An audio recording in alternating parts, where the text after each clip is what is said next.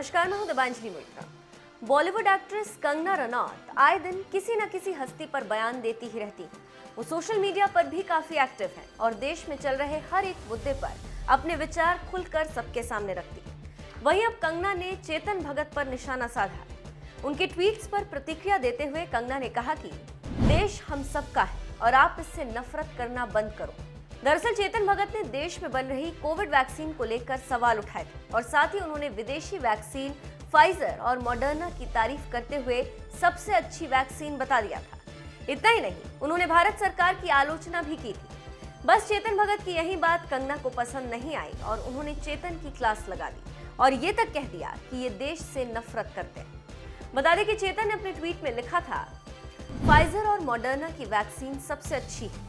दोनों ही दिसंबर 2020 से उपलब्ध थी, लेकिन इनमें से कोई भी भारत में उपलब्ध नहीं। क्यों? क्या हम बेस्ट के लायक नहीं हैं? क्या हम हथियार और रक्षा उपकरण विदेशों से नहीं खरीदते? क्या ये युद्ध जैसी स्थिति नहीं है? वैक्सीन के लिए सिर्फ यही का होना जरूरी क्यों है? वहीं चेतन ने अपने दूसरे ट्वीट में लिखा, सबसे अच्छी वैक्सीन में से एक और ज्यादातर विकसित देशों में इस्तेमाल होने वाली फाइजर ने दिसंबर 2020 में भारत में इस्तेमाल के लिए अर्जी थी, लेकिन भारत ने उसे अपने यहाँ और अध्ययन करने को कहा। इसके बाद फाइजर ने 21 फरवरी को अपनी अर्जी वापस ले ली। सोचिए, अगर फाइजर को दिसंबर में ही मंजूरी मिल जाती तो कितनी जानें बचाई जा सकती थी। अब चेतन भगत के इस ट्वीट पर कंगना ने अपनी प्रतिक्रिया देते हुए लिखा कि किसने कहा कि वो बेस्ट है? मेरे ऐसे दोस्त हैं जिन्होंने फाइजर वैक्सीन लगवाई और उन्हें बुखार, शरीर में दर्द जैसी दिक्कतें हुई। आप सब भारत और भारतीयों से नफरत करना कब बंद करेंगे?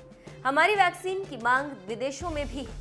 अभी हम आत्मनिर्भर भारत अभियान के तहत अपनी अर्थव्यवस्था को मजबूत बनाने की कोशिश कर रहे हैं। परजीवी बनना बंद कीजिए।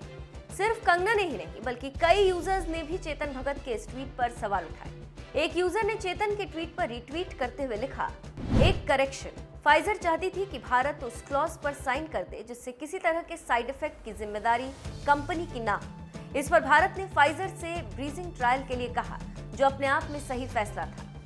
हालांकि फाइजर ने इससे इनकार करते हुए अपनी अर्जी वापस ले ली। इसके अलावा फाइजर भारत के लिए बहुत महंगी थी और इसे बेहद कम तापमान पर स्टोर करना भी भारत के लिए मुश्किल होता। वहीं एक यूजर ने चेतन भगत के ट्वीट का जवाब देते हुए लिखा, चेतन, तारीखें तो सही हैं, लेकिन कुछ तथ्य छूट गए। फाइजर भारतीय आबादी पर ट्रायल और उसका सेफ्टी डेटा साझा करने को तैयार नहीं था। यही वजह थी कि उसे मंजूरी नहीं मिली और कंपनी को आखिरकार अपनी अर्जी वापस लेनी पड़ी। तो देखा आपने, चेतन भगत को इस तरह के ट्वीट्स करना भारी पड़ गया और कंगना के साथ साथ लोगों ने भी उनकी क्लास लगा दी। बता दें कि 1 मई से 18 साल से अधिक और 45 साल से कम उम्र के लोगों का भी वैक्सीन लगवाना शुरू हो गया। हालांकि देश में कई जगह वैक्सीन नहीं मिल रही। वहीं हाल ही में कंगना ने भी लोगों से वैक्सीन लगवाने की अपील की थी। चलिए जाते जाते सुनाते हैं आपको कंगना का ये वीडियो।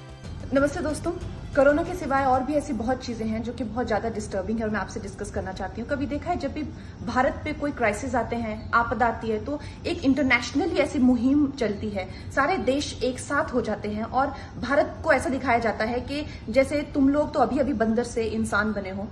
4 गोरों के सिवाय जब तक वो आके तुम्हें गुलाम नहीं बनाएंगे, तुम्हें नहीं बताएंगे क्या करना है, कैसे उठना, बैठना, खाना, तुमको तो पता ही नहीं है डेमोक्रेसी क्या होती है, तुम्हें किसको चुनना चाहिए, तुम्हारे को तो अक्ल ही नहीं है, तो हम तुम्हें बताएंगे कि क्या करना है। और इनका ये एक चैनल कौन बनता है? ये जो बुद्धिजीवी है।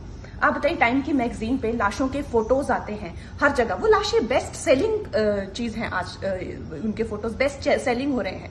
वहां पे बरखा दत्त जी जाती हैं, रोती हैं CNN पे कि हम लोग तो मतलब मंकी, हमें तो पता ही नहीं है कि क्या मेडिकल इंफ्रास्ट्रक्चर क्या होता है। राना अयूब जो है टाइम मैगजीन पे, मोदी रूइंड इंडिया, जो भी उन लोगों ने, अरुंधति, ये सब भारतीय हैं। ये लोग जो हैं उनके एक सोर्स बनते हैं जो कि भारत को इंटरनेशनल स्तर पे उसकी इमेज को गिराता है। हमारी इकोनॉमी हो गई चाहे, या हमारे फॉरेन इन्वेस्टमेंट हो गई, ये हमारे लिए बहुत अपकमिंग डेज में बहुत ज्यादा चैलेंजेस होने वाले हैं। और ये देश वुहान में पैदा हुए वायरस को इनकी औकात नहीं है कि कम्युनिस्ट वायरस कह सके। ये हमें बताते हैं कि हमें अपना देश कैसे चलाना चाहिए। कौन होते हैं ये? हमें फर्स्ट वेव में अमेरिका की सारी कितनी ज्यादा पॉपुलेशन वाइप आउट हो गई। इटली में क्या हुआ सबने देखा। सेकेंड वेव अभी भी इंग्लैंड जूझ रहा है, हम भी जूझ रहे हैं, देयर इज नो डाउट। लेकिन उनको क्या किसी नेता का नाम उछला? उनकी डेमोक्रेसी का नाम उछला। हम एक choose education next time, choose this, choose, अरे तुम कौन होते हो हमें बताने वाले? हम खुद जूझेंगे और हम जूझ रहे हैं। लेकिन भारत सरकार को इन सब उपद्रवियों का कोई ना कोई तो इलाज ढूंढना चाहिए ताकि ये देश को बदनाम ना करें।